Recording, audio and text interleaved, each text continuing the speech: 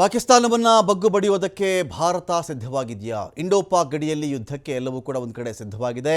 ಯುದ್ಧ ವಿಮಾನಗಳು ರೆಡಿ. ಇದು ಹೇಗೆ ಅಂದರೆ ಇಬ್ಬರು ಪೈಲ್ವಾನರು ಕುಸ್ತಿಗಿಂತ ಮುಂಚಿತವಾಗಿ ತೊಡೆ ತಟ್ತಾ ಇರ್ತಾರೆ, ತೋಳುಗಳು ತಟ್ಕೊಳ್ತಾ ಇರ್ತಾರೆ ಅವರು. ನಾನು ರೆಡಿ ಅಂತ ಹೇಳಿ ಆ ಶಬ್ದದಿಂದಲೇ ಎದುರಾಳಿ ಎದೆಯಲ್ಲಿ ನಡುಕ ಹುಟ್ಟುಬಿಡಬೇಕು. ಇವರು ತೊಡೆ ತಟ್ತಾ ಇರ್ತಾರಲ್ಲ, ಆ ಶಬ್ದವನ್ನು ಕೇಳಿ ಎದುರಾಳಿಯ ಜಂಘಾಬಲವೇ ಒಡಗಿ ಹೋಗ್ಬಿಡಬೇಕು. ಜಂಘಾಬಲ ಅಂದರೆ ಆ ಥರ ತೊಡೆಯ ಶಕ್ತಿನೇ ಅಡಗಿ ಉಡುಗಿ ಹೋಗ್ಬಿಡಬೇಕು. ಆ ರೀತಿ ಭಾರತದ ತಯಾರಿ ಕಾಣಿಸ್ತಾ ಇದೆ. ಈಗ ಭಾರತ ಪಾಕಿಸ್ತಾನದ ಗಡಿಯಲ್ಲಿ ನಾವು ರೆಡಿಯಾಗಿದ್ದೀವಿ ಅಂಥೇಳಿ ಯುದ್ಧ ವಿಮಾನಗಳು ರೆಡಿ. ನೀವು ಆಕಾಶದಿಂದ ಬರ್ತೀರಾ, ಅಲ್ಲೂ ಆ ಯುದ್ಧಕ್ಕೂ ನಾವು ರೆಡಿಯಾಗಿದ್ದೀವಿ. ನೆಲದಲ್ಲಿ ಬರ್ತೀರಾ, ಆ ಯುದ್ಧಕ್ಕೂ ನಾವು ರೆಡಿ.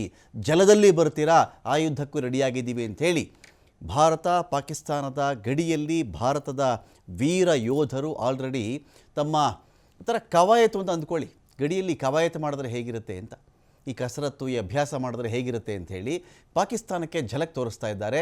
ಕೇವಲ ಒಂದೇ ಒಂದು ಆದೇಶಕ್ಕೆ ಭಾರತ ಅಥವಾ ಭಾರತದ ಸೇನೆ ಇಲ್ಲಿ ಕಾಯ್ತಾ ಇದೆಯಾ? ಕಾಶ್ಮೀರಿ ಗಡಿಯಲ್ಲಿ ಸನ್ನದ್ಧರಾಗಿ ಕುಳಿತಿದ್ದಾರೆ ಭಾರತದ ವೀರ ಯೋಧರು. ಮಾಡು ಇಲ್ಲವೇ ಮಡಿ, ಡು ಆರ್ ಡೈ ಶಪಥವನ್ನು ಮಾಡಿ ಯೋಧರು ಕುಳಿತುಕೊಂಡಿದ್ದಾರೆ. ಇಲ್ಲಿ ಮೂರೂ ಸೇನಾಪಡೆಗಳು ಪಾಕ್ನ ಮೇಲೆ ದಾಳಿಗೆ ಸಿದ್ಧತೆಯಲ್ಲಿ ಇವೆ, ಸಜ್ಜಾಗಿದ್ದಾರೆ. ಅವರು ಗೋ ಅಹೆಡ್ ಅಂತ ಹೇಳಿದ್ರೆ ಸಾಕು, ಏನು ಬೇಕಾದರೂ ಆಗಬಹುದು ಎನ್ನುವಂಥ ಸನ್ನಿವೇಶ ಇದೀಗ ನಿರ್ಮಾಣವಾಗಿದೆ. ಯುದ್ಧ ಆಗೇ ಬಿಡುತ್ತಾ, ಮಾಡೇ ಬಿಡ್ತಾರಾ, ಲಾಹೋರ್ಗೆ ನುಗ್ಗಿಬಿಡ್ತಾರಾ ಗೊತ್ತಿಲ್ಲ.